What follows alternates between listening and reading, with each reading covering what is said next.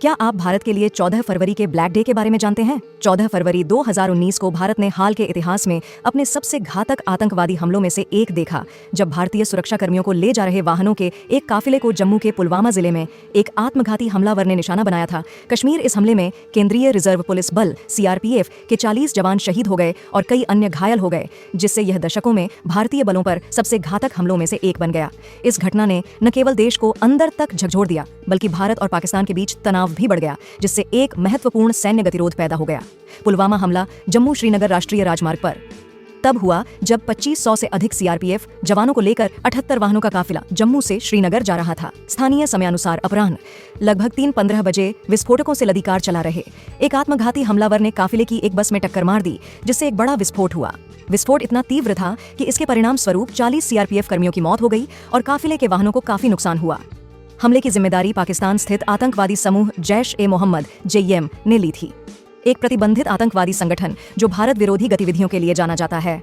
हमलावर की पहचान आदिल अहमद डार के रूप में की गई, जो एक स्थानीय कश्मीरी युवक था जो जैश में शामिल हो गया था और आत्मघाती बम विस्फोट को अंजाम दिया था। पुलवामा हमले के बाद पूरे भारत में आक्रोश और निंदा देखी गई। नागरिकों और राजनीतिक नेताओं ने शहीद के लिए न्याय की मांग की। सैनिक और उनके परिवार। इस हमले ने राष्ट्रीय सुरक्षा और आतंकवाद विरोधी उपायों पर बहस को फिर से शुरू कर दिया।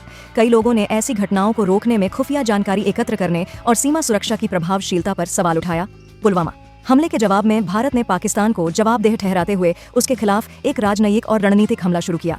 अपनी धरती पर सक्रिय आतंकवादी समूहों को सुरक्षित पनाहगाह उपलब्ध कराने के लिए भारत सरकार ने पाकिस्तान के खिलाफ जवाबी कार्रवाई करने और भविष्य के हमलों को रोकने के लिए राजनयिक अलगाव, आर्थिक प्रतिबंध और सैन्य कार्रवाइयों सहित कई दंडात्मक कदम उठाए।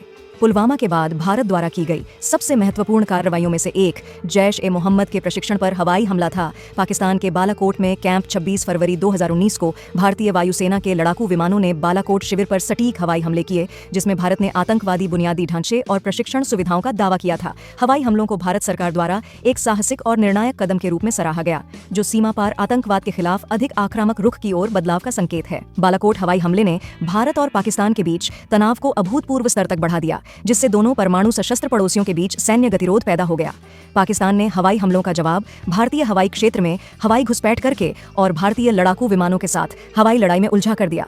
हवाई झड़प के परिणाम स्वरूप एक भारतीय MiG-21 विमान गिर गया और उसके pilot wing commander Abhinandan Varthaman को पाकिस्तानी सेना ने पकड़ लिया। विंग कमांडर अभिनंदन वर्धमान के पकड़े जाने से भारत और पाकिस्तान के बीच तनाव और बढ़ गया, जिससे दोनों देशों के बीच पूर्ण पैमाने पर युद्ध छेड़ने की आशंका पैदा हो गई। हालांकि संयुक्त राज्य अमेरिका और चीन सहित अंतर्राष्ट्रीय मध्यस्थों के राजनयिक प्रयासों ने स्थिति को कम करने और एक विनाशकारी संघर्ष को रोकने में मदद की। पुलवामा हमले के बाद के महीनों में भारत ने पाकिस्तान के खिलाफ अपना कूटनीतिक आक्रमण जारी रखा और सीमा पार आतंकवाद पर अपने रुख के लिए अंतर्राष्ट्रीय समर्थन हासिल किया।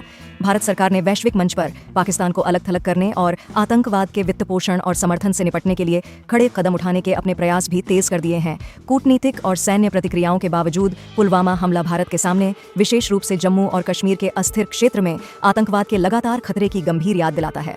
इस हमले ने आतंकवाद से लड़ने और उग्रवाद के मूल कारणों को संबोधित करने में भारत और अंतर्राष्ट्रीय समुदाय के बीच सहयोग बढ़ाने की आवश्यकता को रेखांकित किया। निष्कर्षतः पुलवामा हमला एक दुखद घटना थी, जिसने भारत को अंदर तक झकझोर दिया और भारत और पाकिस्तान के बीच तनाव काफी बढ़ गया। हमले और उसके परिणाम ने आतंकवाद से निपटने और क्षेत्र में शांति और स्थिरता को बढ़ावा देने के लिए ठोस प्रयासों की तत्काल आवश्यकता पर प्रकाश डाला, जबकि शहीद CRPF कर्मियों की स्मृति देश की सामूहिक चेतना में अंकित है। पुलवामा हमला देश की एकता और अखंडता की रक्षा में भारतीय सुरक्षा बलों द्वारा किए गए बलिदानों की भी याद दिलाता है।